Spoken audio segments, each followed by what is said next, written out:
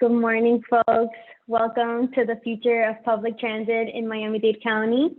My name is María Cristina Chicuén, and I'm the Public Affairs Manager with Transit Alliance Miami.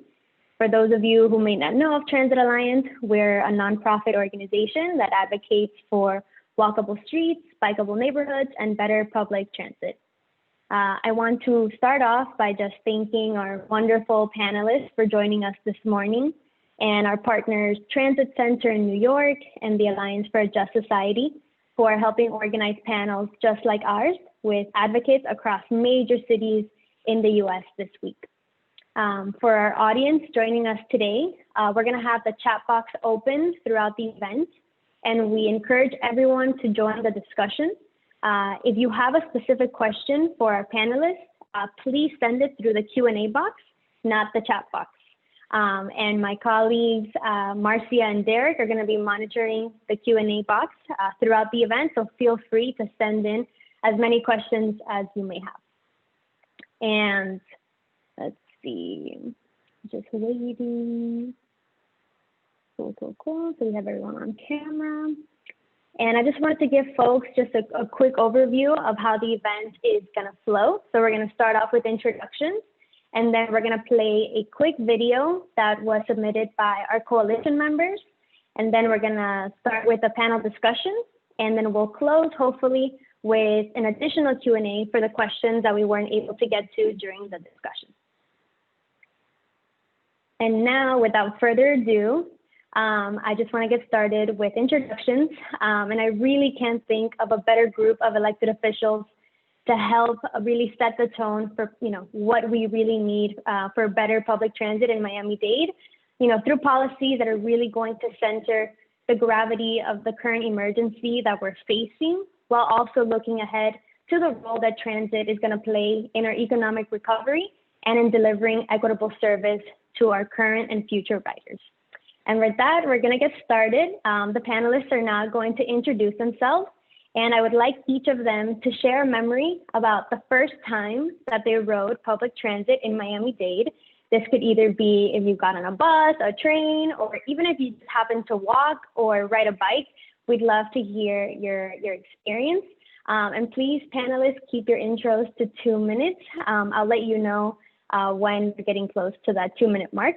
And so we're gonna start with Commissioner Higgins, and then we'll go to Senator Pizzo, then to Representative Aloupis, and when the mayor joins us, oh, the mayor's here. Excellent.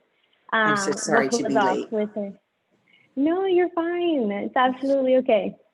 Excellent. So, Mayor, we're going to get started with introductions, and we're going to have Commissioner Higgins kick it off, and then we'll close with you.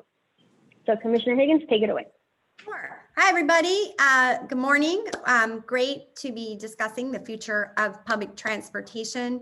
And it's great to see our state partners as part of this conversation, because as you will learn as we go through the day, big public transportation projects are a collaboration between local government, state government, and the federal government. We all have to kind of work together to make these things happen. So let's see. For those of you that don't know me that are on here, I'm the commissioner for the fabulous District 5. District 5, in my opinion, is the best district in Miami-Dade County. Don't tell anyone. It also is the heart and soul of the public transportation system here. Everybody on this panel and in the audience, I'm sure knows we have an okay system, but not a great system. But actually, District 5 residents have a pretty good system, right? Because we do have the Metro Mover coming in here. We have the Metro Rail. We now have the new Brightline station, and hopefully have some great plans to expand north. And then we have a great land-based system on the city of Miami Beach. So, and quite frankly, we also have a lot of places where people work. Sadly, they're low-wage workers. And so a lot of the folks that are coming to jobs, particularly in the hospitality sector, are transit dependent. They're not riding transit by choice. They're riding transit out of necessity. So let's see, my first memory of riding public transportation in Miami, I've always ridden it, so I don't really have a good memory, but it has to be from the airport, right? I mean, well, no, it can't be because that's new. It has to be the Metro Mover in Brickell when I kind of moved here, and I guess that would have been 2007. It has to be the Mover. That's what I think. So, and I was on the Mover yesterday, so it's still there. It still functions, and it gets people from place to place, and you don't have to pay for parking. And not that I'm cheap, but I'm cheap. Excellent. Thank you so much, Commissioner Higgins. Now we're going to kick it off to Senator Pizzo. Let me unmute. Good morning, everyone. My best wishes for an uneventful and speedy recovery for Madam Mayor. I want to get you dancing again. I was tempted to post one of your campaign dancing videos, and with your blessing, I may do so later today if it's a slow day. I'm delighted to be here. As Commissioner Higgins rightfully brags about her district, which overlaps with a large portion of mine, I'll concur. But I proudly serve 15 cities, about 560,000 constituents, and we have wonderful potential arteries that are not being used to their highest and best use as it relates to transportation. An early experience is I was a prosecutor for a number of years, and we used to have a number of incidents or shootings in the Brownsville area. And someone said, I have to go. And I used to drive around with police officers a lot, especially detectives. And when they had to go to somewhere else and I wanted to stay for a bit longer, it was easier to get on the Brownsville and actually just head right back down at the stop near the state attorney's office. So those are like my first experiences. But from that perspective, before I went to law school and became a prosecutor, the family is in the development business for residential, for affordable housing, a lot of 4-story over retail. And that's also what kind of struck me as well is, it's just 1 or 2 stops. It's just a few minutes. And I'm thinking about nurses and young professionals and those working in the UM, the Sylvester area, the Jackson network, state workers at the jail or at the state attorney's office, the public defender's office, and the untapped potential of where the land around there sits. Not even nearly at sort of highest and best use. So transit-oriented, development corridors through my district and through a number of others, just scream out for that are ripe for development. Correct, smart development to get cars off the road. But happy to be here and here to listen, really. Excellent. Thank you so much, Senator. Now we're gonna go to Representative Aloupis. Thank you so much, Maria. Madam Mayor, it's good to see you. I think she will agree with me. I know District 5 is beautiful, Commissioner, and Senator Pizzo, District 38, but Mayor Cava and I are from South Dade, which is particularly special. I represent District 115 in the Florida House of Representatives, which if you look at the map, it is Palmetto Bay, Pinecrest, parts of Kendall, and actually goes north all the way to Doral. I'm actually really honored to be a part of this conversation because, like the commissioner said, I think this needs to be a collaboration between all of us. The resources necessary to address these issues are going to have to come from the local, the state, the federal level. And I think you have significant support across our delegation. I actually can remember, thank you to Google, the exact day I first used public transit in Miami. It was on September 1st, 2001, when I was a freshman at the University of Miami. And I was going to my first Miami Hurricanes football game, which they won against Penn State 33-7. And I can remember walking from my dorm in the Rosborough Tower to the Metro Mover, taking it down, getting on the bus and taking it to the Orange Bowl, which unfortunately is no longer there. And that was part of the experience for, my college years, was using our public transportation system to go to the football games. So yeah, it was just interesting that I could actually find the exact date that I first used public transit in Miami. That's amazing. I'm very happy to hear of all these memories of a lot of students back in your day, just like using the train and the buses to get to where y'all needed to go. And finally, for the intros, we're gonna now pass it on to our mayor. Well, I'm so happy to be with you and my colleagues. Great to see you virtually. Since we're introducing about transit, I did grow up in the New York City area. Then I lived overseas. I also lived Washington, D.C., Chicago, places with great public transit systems, and was always very transit friendly. My children, now in their 30s, told me, Mom, I needed to fix the transit system in Miami. I take that very much to heart. Also to improve mobility options, including bicycling, obviously protecting our bicyclists and our pedestrians, which we have a very poor track record on that. I did not become a regular user of our transit system until I became county commissioner. And I like to say I'm a choice rider because I could park at Dadeland and get on the train and get downtown and watch everybody suffering in traffic on US 1 below me. So very fortunate to have the Metro Rail system, which does work efficiently, and also the Metro Mover system. I have not been as frequent a rider of the bus system, but I will say that I have been a real champion of the bus system. And I've been really pleased that we've been able to add service on the South Dade, now called Transitway, old busway terminology, that included express from Florida City to Midway and Cutler Bay to Dadeland, and with the signal light synchronization preference for the buses, the ride became so quick and efficient that it grew ridership by 30% in the heyday, and the buses were coming at 10-minute headway. So a real positive transit story. So I know we're going to talk about some of the issues in a minute, but that's my intro. Excellent. Thank you so much, Madam Mayor. And now before we dive into our discussion, we wanted to show a quick video that we compiled from some of our partners. I think everyone here understands that our transit system doesn't operate in a silo. Transit affects our climate, it affects our ability to live in a more affordable county, and it affects our region's economic health. And so we asked our coalition partners and members of our Writers' Council to reflect on this intersection. And now Marcia is going to play the video. Hello, esteemed panelists. I'm Annie Lord. I'm the Executive Director at Miami Homes for All. It's wonderful to hear that you're getting together to discuss this really important topic.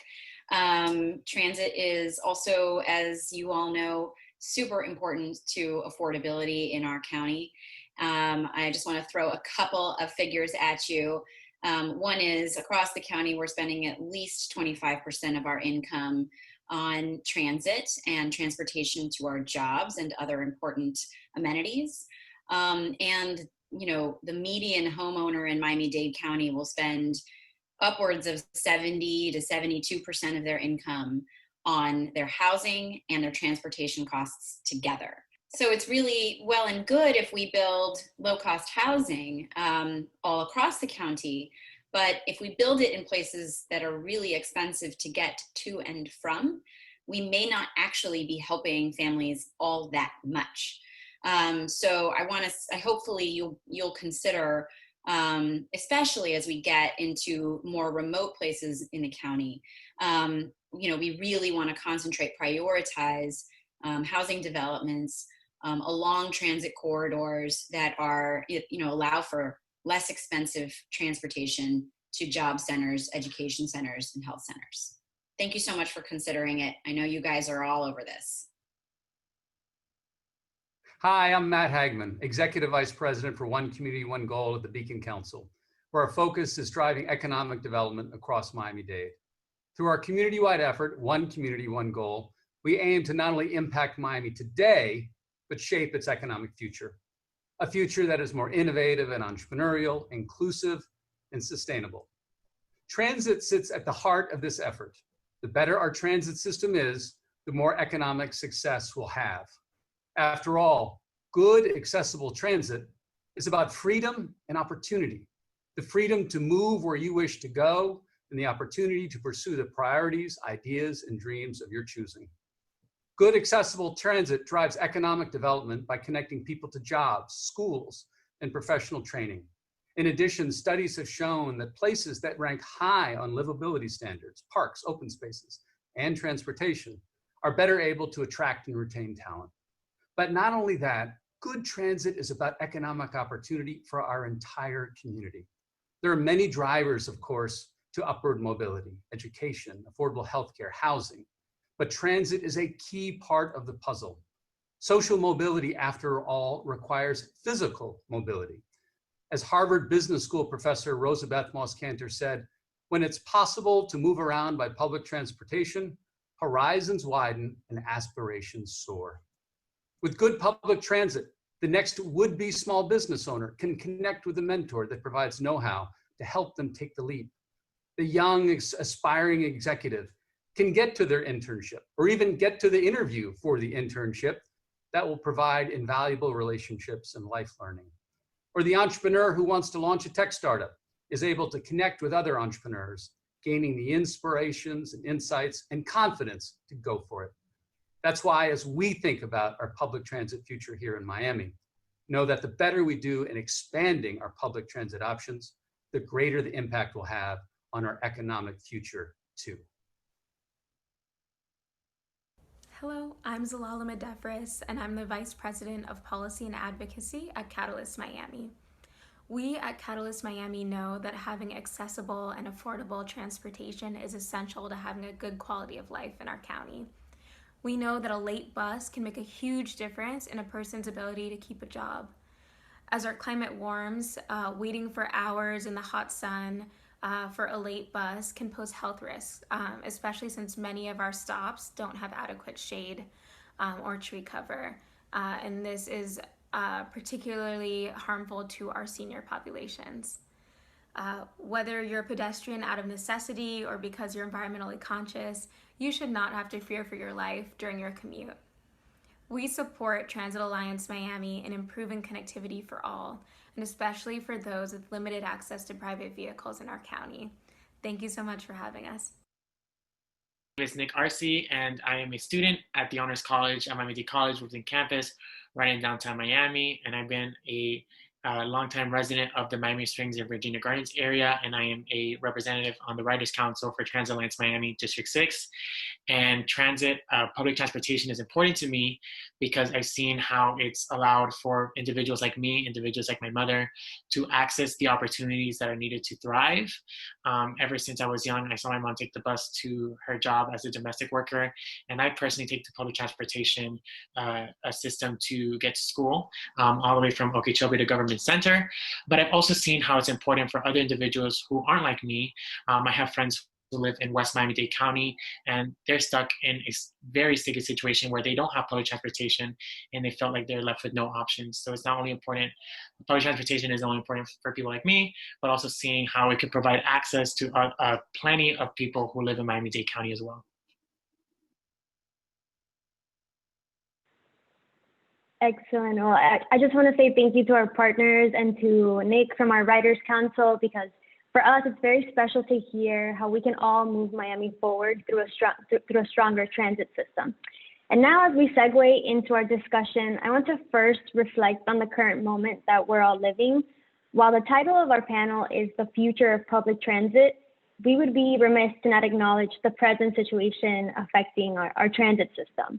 In the past few months, we've seen a lot of transit agencies across the country sounding the alarm about the need for more transit relief in order to keep our systems afloat.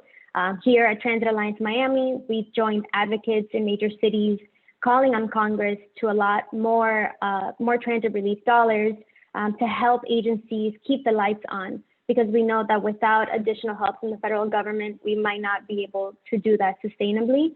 And we know that, without proper and adequate transit service, it's going to affect our essential workers, it's going to affect our students, and it's going to affect our region's livability.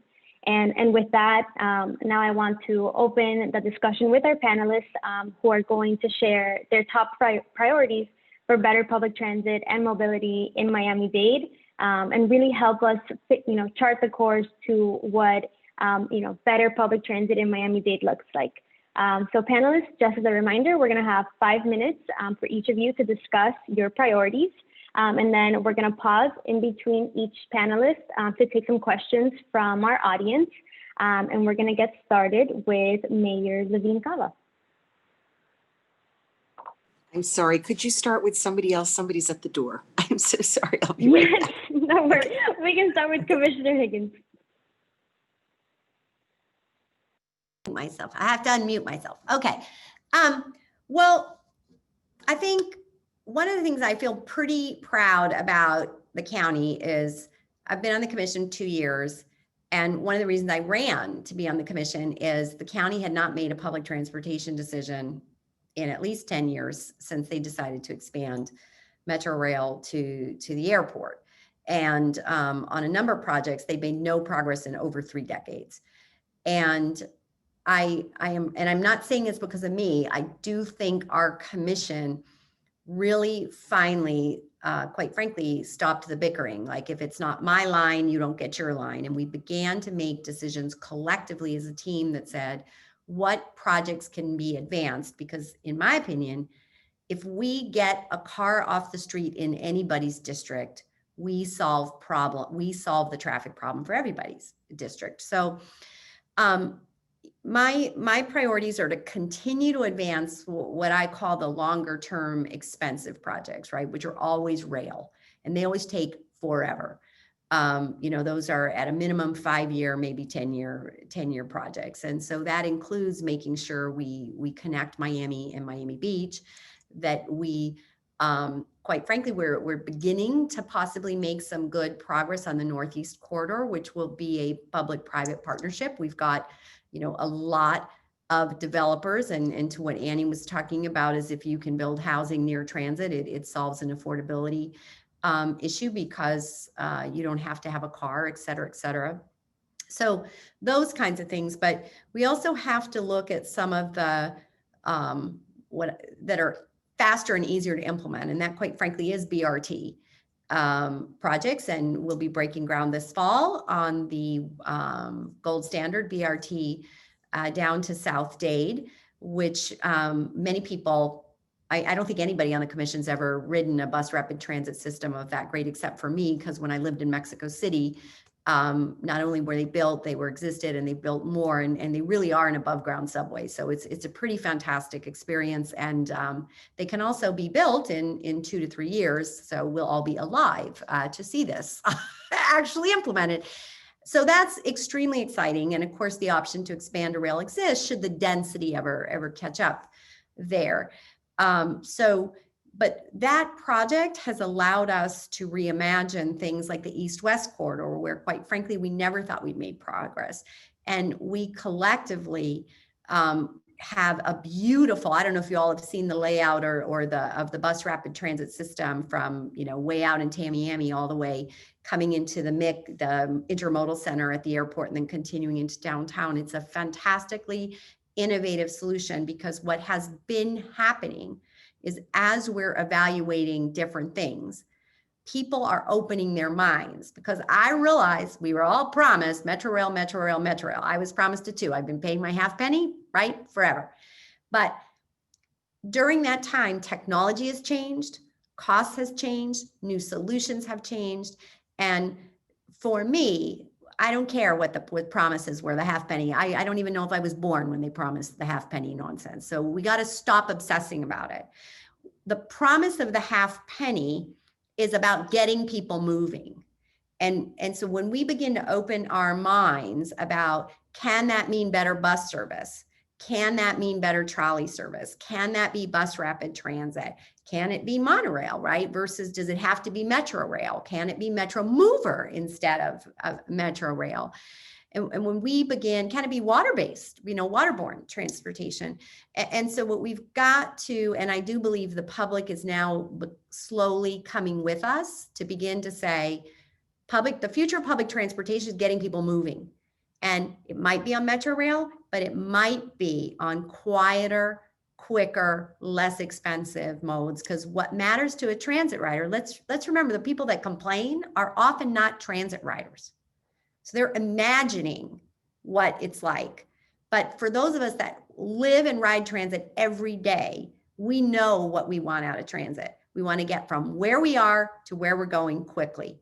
And we, quite frankly, don't care about the mode, right? It is the time that matters, and the cost, right? But it is the time of getting somewhere. And particularly for our bus riders, 80% of our transit riders are on buses, right? Or on land-based transportation. And so the connections, like if I have to go north and then I have to go west and I have a 30-minute connection, That's a real lifestyle choice. The other, area of, I think, priority for me is part of getting people out of cars is getting them into their sneakers, right? And making people, because the first last mile, right? We always think, oh, I got to have an Uber to get to the first last mile. The first last mile in transit oriented communities occurs in your sneakers, right? Or maybe on a bicycle. And so making sure the neighborhoods that are around major transit hubs are walkable, bikeable, have trees to protect you from, because trees protect you not just from the sun, but also on rainy days, they kind of keep the rain off. So really making sure that that's happening, and a couple of great examples of progress that we have made. I'll give you the example, Ocean Drive. It's completely pedestrianized now. There's not a car on it. We still get deliveries early in the morning, but other than that, it's all for people. Washington Avenue, in Miami Beach, we have the first parking protected bike lanes in the county, right? I mean, and I used to talk about this and people would think I was from outer space. I'm like, I don't understand. They do it all over the world and all over the United States, but we can't do it here. Well, we can do it here. And now we've just implemented the first slow streets project. We have an entire neighborhood in Miami Beach. It's like 10 square blocks where it's slow streets. And anybody that thinks that was easy to get the Department of Transportation Public Works to approve it is wrong. That was pushing. Like I had to push, Miami Beach had to push, because we can try these things.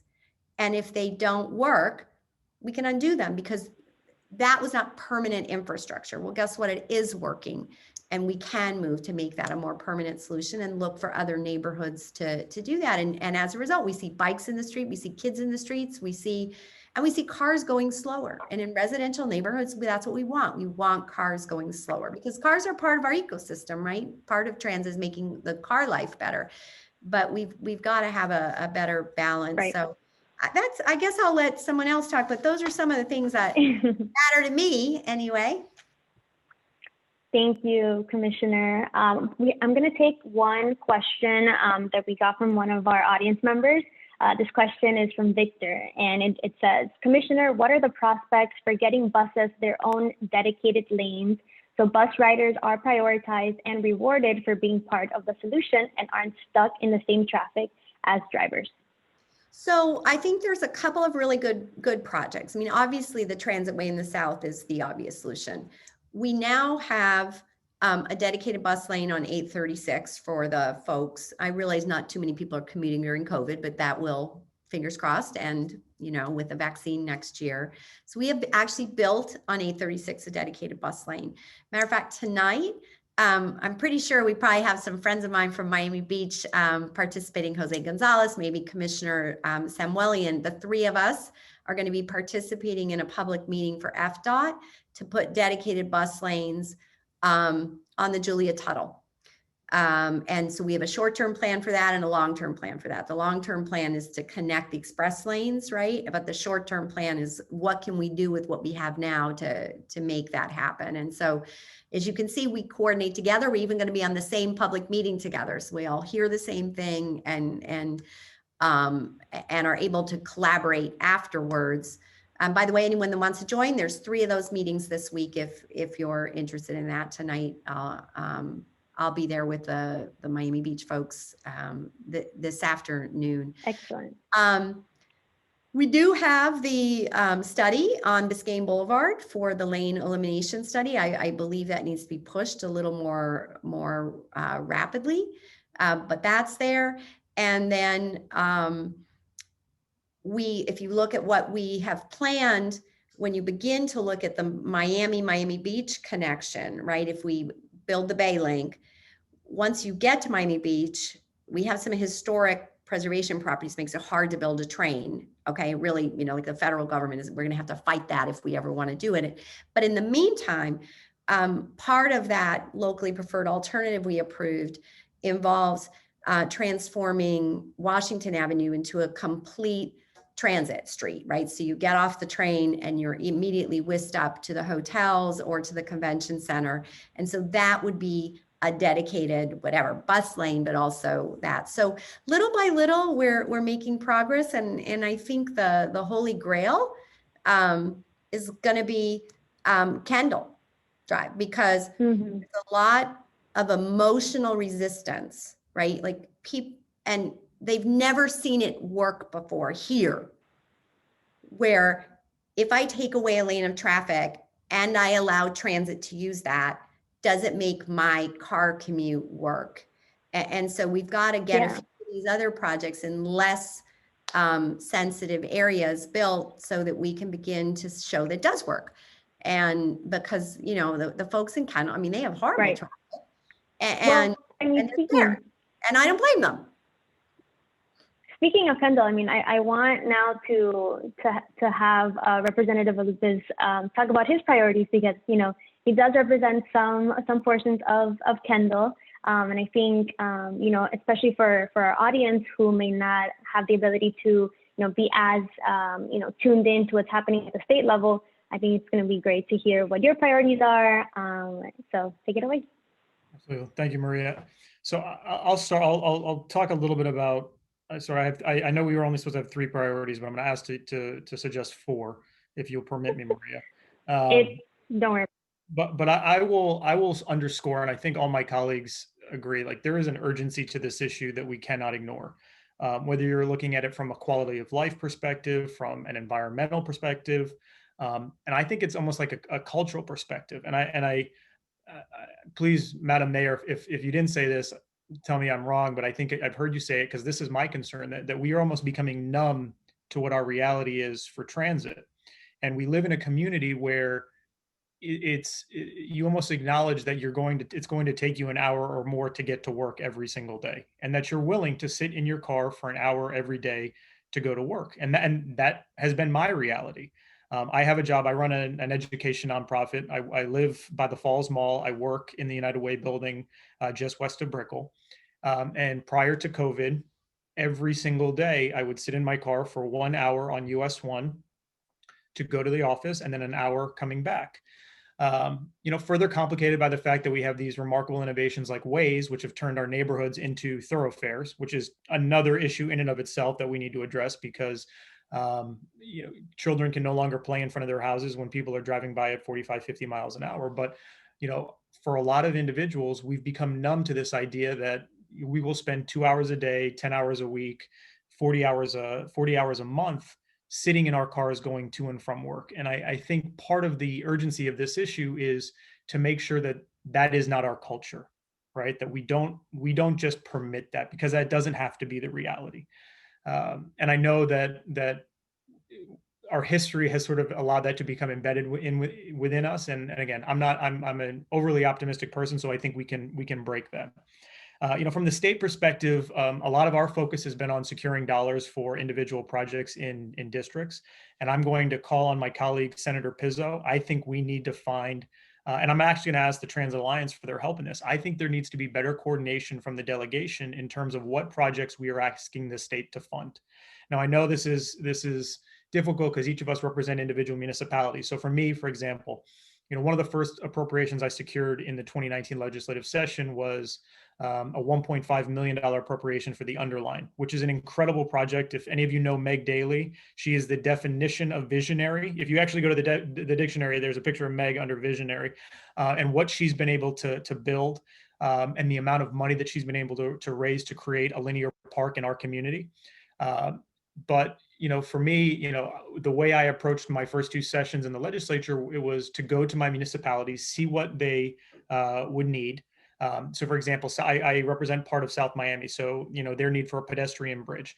I think there has to be better coordination across the entire delegation to say there is a finite number of dollars that we're going to be able to access, even more so now with the budget picture that we have with COVID. Can we come together as a delegation with the support of an organization like Transit Alliance Miami to say these are the most critical projects that we need state funding for? It doesn't help if we get, you know, a couple $100,000 for this project and a couple $100,000 for this project. What really transforms the system is if we're actually able to complete this project and understand that we can prioritize and move from session to session to really accomplish our goals in totality. And I think that's something that we can do as a delegation. And I think it can be done under the auspices of our delegation, but also with the support of organizations like Transit, the Transit Alliance. Obviously, I think, and I would love to hear Senator Pizzo talk about this because he's far more of an expert on these issues, but transit-oriented development. I think part of the challenge is that we live in a community where communities were built without thinking about how are we interconnected. And so I represent Palmetto Bay, and I know Madam Mayor understands these issues. Major challenges in Palmetto Bay with development because while you're trying to build a city center like you may have in Doral, there are concerns about building large apartment complexes in a suburban community and what that is going to do to a already overburdened transit system. But are we able to create spaces where people can live, work, and play without having to use US 1, without having to use Oak Color, without having to get on the 826, 836, and I-95? I think there are possibilities for that, but it just takes that political courage and that political leadership. I think I've been doing a lot of research across the country, and I haven't come across anything yet. But for me, a lot of this is sort of the environmental component and the quality of life component, and it's about taking. I think the commissioner said it perfectly. It's about time. It's not about just creating a system for the sake of creating a system. You're trying to give people time back, time to spend with their loved ones, time to spend with their kids, time to read, time to, unlike me, I don't work out, but if you like to work out, you can work out. But it's about time. And one of the things, if there is any silver lining to what we've gone through in the last 8 months, it's the reality that you can still run a productive corporation entity with remote working. My organization is a fairly small organization. We have 14 staff. We've gone to an entirely remote office, and maybe we will come back. I'm getting a time check, so I'll stop. But we've gone to an entirely remote office, which for an organization like ours, which has a lot of young families, our productivity level is even higher than it was prior to the pandemic, and people are actually grateful to be able to spend time with their spouses and their children. So, are there ways, whether it be through public policy or corporations stepping up and saying, you know what, we want to incentivize remote working? If you live in Homestead and you don't need, and you work in the urban core, think about the quality of life change you have to be able to work from home rather than driving an hour and 45 minutes every day, paying the tolls that you're going to pay, because in many ways the tolling system becomes a tax on the people who have the least. That you change the quality of people's lives. So I think there are so many ways that this can be done from a policy perspective, but also from corporations and organizations stepping up and understanding their role. Excellent. And I mean, now that we've gotten your perspective, as a representative, I want to go to Senator Pizzo, because I think that getting both of our state leaders to kind of follow each other, I think will really help our audience kind of understand, as a House member, this is what you think we should do. But now, Senator Pizzo, we'd love to hear from you, and we'll take questions at the end just because we're running a little bit short on time, and then we'll close off with our mayor. So, Senator Pizzo, please take it away. Sure, and I'm having a little bit of connection issues where I am, so can you hear me okay? Everything's coming through? We can hear you. All right. So Yep. I want to apologize. It was somewhat incomplete, and probably for the first time, Commissioner Higgins will be surprised, a little immodest about some of my history in my past. And because the short answer to your question is Representative Aloupis and I have an excellent working relationship. I tease that he looks like Topher Grace, but we both subscribe to the theory that we should be able to agree regardless of partisanship and position on like 85% of things that have to do with the quality of life, that have to do with things that are most important to us and family and home and stuff. But just to back up, I didn't go to law school and become a prosecutor until I was 31 years old. My entire young adult, actually even teenage life, was spent in construction and development. And then my young adult life was actually going to different places in the Northeast, actually living in a couple places to find opportunities, especially with transit-oriented development. So there's a small little wonderful town called Haddonfield, the Haddon area in New Jersey, and we bought an old diaper factory with 5 other, not underused properties, whatever, because it was right at a train stop that was 3 stops to center of Philadelphia, and it just made absolute sense. And so My graduate degree is actually from Columbia University's Graduate School of Architecture, Preservation and Planning and Real Estate Development. So I understand the finance aspect of it, the Urban Land Institute studies that surround boundaries and all that stuff. My priorities are reflected by the fact that Madam Mayor is now our mayor. Candidly and frankly, a lot of people asked for our support, and I said, I'm going to ask you a rhetorical question. I just want to hear you say yes. Are you going to commit to critical infrastructure, transportation issues, best practices as a world-class place that we said that we're going to be? And it was absolutely. I said, then you absolutely have my support.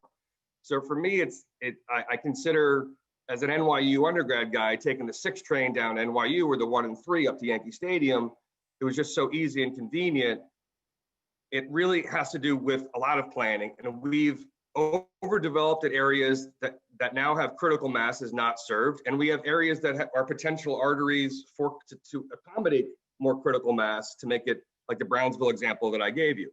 On 27th Avenue, between like 48th and 60th, that area is just a perfect pedestrian bubble to get on transportation to get down to downtown and to the government center. I'm also worried about safety.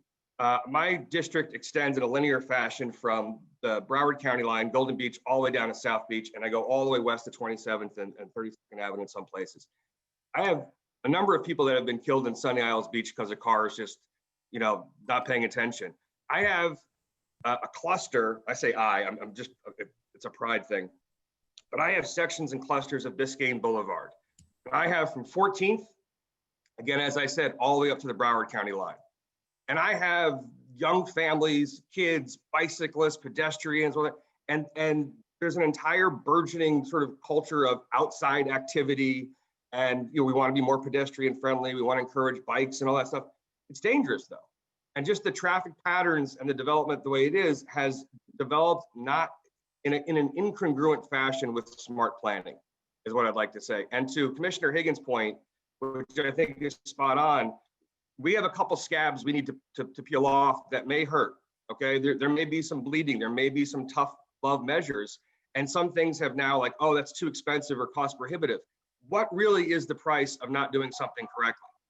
What I'm most excited about is we now have people on both sides of the aisle and in different levels of positions who are not committed just to tomorrow's reelection, really, okay? But to 10 years, 15, and 25 years from now. We have people here right now that are actually worried about my kids and what kind of life they're going to grow up in. That has not traditionally been the case. I mean, I'm just going to be really clear, okay? Commissioner Higgins thinks much further ahead. Mayor Cava is like, is going to think ahead, right? The returns on whatever investment or expense we have is not going to be immediate. It's not. So I'll be the bad guy. I'll be the curmudgeon here. We need a few $1 billion in infrastructure repair and replacement as it relates to sanitary sewers and septic to sewer conversion. We need a couple $1 billion of really critical work. And I live in the district that has beautiful high-rise $40 million penthouse condos, but they're all flushing their toilet into broken, aged infrastructure. And we have outflows and Biscayne, fish kills. I envision it just a place, and we have it. We have the potential. We have the resources. We've been missing the political will, and hopefully we have it now. Really collectively, it's not a partisan thing. It's a political will thing about thinking 5-10 years ahead, not till tomorrow. Thank you, Senator. And I mean, I can't think of a better way to segue to our Madam Mayor and hear her priorities. Again, just for our audience, we're going to take questions after Mayor Levine Cava talks about her priorities, just because we want to make sure that we can get everyone out before noon. So Mayor Cava, please take it away. Thank you so much. And it's great to listen to my very thoughtful and visionary colleagues, I must say. And I'm also close with all 3 of them. And I do feel that we share a passion for good development, the kind of development that is good for the environment and good for people, the kind of mobility that makes us a world-class city. And of course, I know the Transit Alliance and the Riders Alliance have both been really critical voices at the table. I will have to get off definitely by 12. I have another forum to be on, so not sure exactly the timeline here. As far as priorities, since we've covered quite a bit already, some of these major corridors will now fall to me as the first negotiator, the Northeast Corridor, what happens with Brightline, the North Corridor, we're getting in bids. What happens on South Dade with the BRT. These things are all under my watch, and the beach. So we're, we did approve going forward with some of the engineering studies that are needed, but exactly how it's going to turn out is still not fully resolved. So there are a lot of moving parts here still for those critical corridors. That to be said, the bus system is a critical part for the transit dependent and also to turn choice riders into the bus system. And I want to credit the Transit Alliance with the Better Bus Project, now the Better Bus Network. Obviously, COVID put a little wrinkle in the works, but I know we have a program to go forward, and I am very eager as a priority to move that forward. We have added buses to the system to be able to safely physically distance, and that has decreased the headway in a number of the routes. So there's a sweep vehicle that comes along. So if people can't get on the first within a short period, I'm told 5 minutes, comes the sweep vehicle. So hopefully the level of service with fewer riders has actually increased. And I turn to you and your Riders Council to let us know if that is the case. Protected lanes for our bicycles and protections for our pedestrians. Definitely Meg Daly, amazing what she's been able to do and create a different worldview, these trailways. We do have a huge network of trailways, and to a large extent they're recreational, but not only, they're also commuter centric. And again, because of COVID, people have wanted to be out in the open air, more people riding their bicycles and walking, more sneaker commuting, I guess. But we owe it to all of our residents and visitors to have safe ways to get to those trails. And that includes a network of protected bike lanes. We've been challenged by not having a dedicated source of revenue for those things. So we need to build that into our calculus as we go forward with infrastructure. And we are going to have our first scrambled intersection. I want to credit Commissioner Higgins bringing that idea. That will be everybody crossing at the same time in downtown. And let's see how that goes, and if that assists us also to increase mobility and reduce pedestrian danger.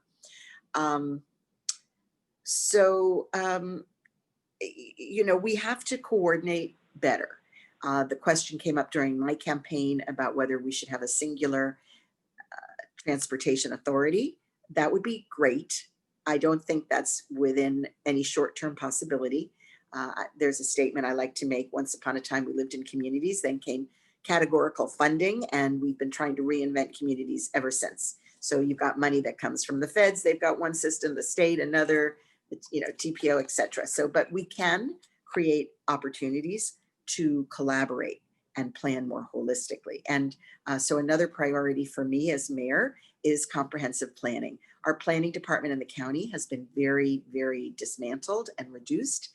And is more reactive than proactive. So it will be on me as mayor to bring back a future orientation, as was mentioned by some of my colleagues.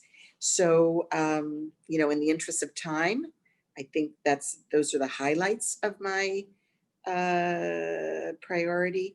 We already have, I'm getting a little crib sheet here from Alice Bravo, who's listening in, our Director for Department of Transportation and Public Works. And of course, we are already increasing density along the major corridors. Transit-oriented development is already something incorporated in our planning. And we do have a plan for bicycle and pedestrian safety, Vision Zero. We just haven't fully implemented it. So those are some of my priorities going forward. Excellent. And I think that, everything that you touched on really gets to the heart of, what is it going to take to make Miami-Dade a true multimodal county, right? Like a lot of folks really have to depend on their car because they don't really have a lot of other alternatives. And so for us, it's really great to hear, from, all of you here on the panel that there really is, the vision is there. We just really need, the resources and really the public support to get it done. And with that, I think, we're going to pose just one question that really affects both our Miami-Dade County elected and really our state as well. And this question is from Felipe. And he's asking, the culture at FDOT and MDC Public Works is one of moving car traffic quickly, and therefore the design of our roads encourages speeding.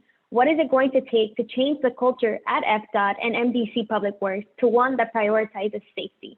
And I'd love just, 1 minute rapid fire from everyone, starting with Senator Pizzo and then finishing with Mayor Cava, because this is something that I think moving forward, safety for everybody is really crucial.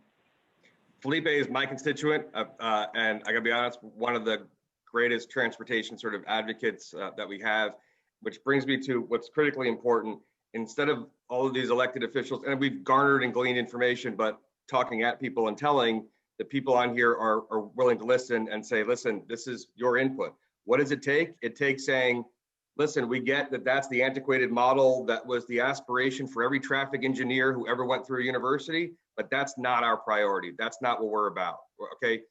I'd actually like to slow down areas of Biscayne Boulevard, not only because of safety, but because some of those businesses would like to get some business. People would like to pull in and actually, shop there. But now it's just, like a blazing thoroughfare. And it really takes us to say, that's not our priority. We would like to be more pedestrian friendly. We would like to be a safer area. We want to slow things down. And I'm going to say something that's really unpopular as well. Last count, when I was a prosecutor, we had 400,000 plus people, uninsured motorists on Miami-Dade roadways. It is just too easy to get into a car. For $169 a month, you can, compra aquí, paga aquí. I can get you in a brand new car. You get a registration, you get an auto insurance for one day, and then you don't get it again. And I come from a state that had car inspections. I know it's not popular, but environmentally and as far as traffic, like 400,000 uninsured motorists on the roadway, it's too easy to get into a car. Incentivize them, another way also to get into public transportation. Excellent. And who'd like to follow up on Senator Pizzo? Well, I'd like to. As an early commissioner, I discovered about the standards manual. That is a federal manual adopted by the states and incorporated into city and county practice. And I was really very taken aback that basically the engineering licenses of our traffic planners and engineers are dependent upon their adherence to this manual. And the manual, from what I've come to understand, is very car-centric. So I think it's outdated, it's antiquated. I don't know where around the country others have modernized, but I know Portland, Oregon did do and came up with an alternative that I believe is more neighborhood focused, more pedestrian and mobility focused. So I think we need to get changes that allow us to incorporate this broader perspective in our planning and not simply determine what will reduce time in traffic. That's not the best standard for livability, in my opinion. Cars should not dictate our future. So that's what I think we need to do. And it requires state leadership, which we have here, and of course, local enthusiasm, which we have here. And I know there. Excellent, excellent. And now I know we're about 4 minutes from noon, so I just want to give our panelists just a couple of seconds to give their closing remarks before we close out for today. So I'd like to give Commissioner Higgins, who opened up our panel today, just some time to close us out.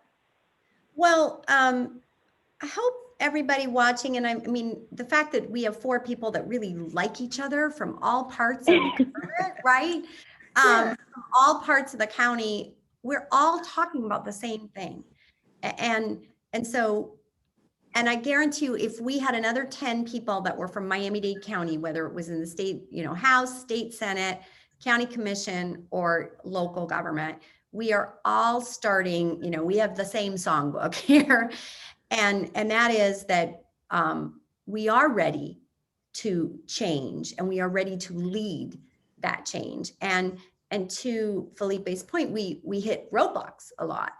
And it is up to us to consider to talk visionary, look for creative financing. And when people tell us no, FDOT tells us no a lot. By the way, our own Department of Public Works tells us no a lot. So I push back. Anytime I don't get an approval on something that I want, I do not accept it. And I'm not always successful at overturning it, but I probably have an 80% track record with both those agencies.